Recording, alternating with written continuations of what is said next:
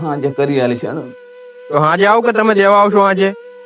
હા હું દેવા આવીશ દેવા આવશો ને?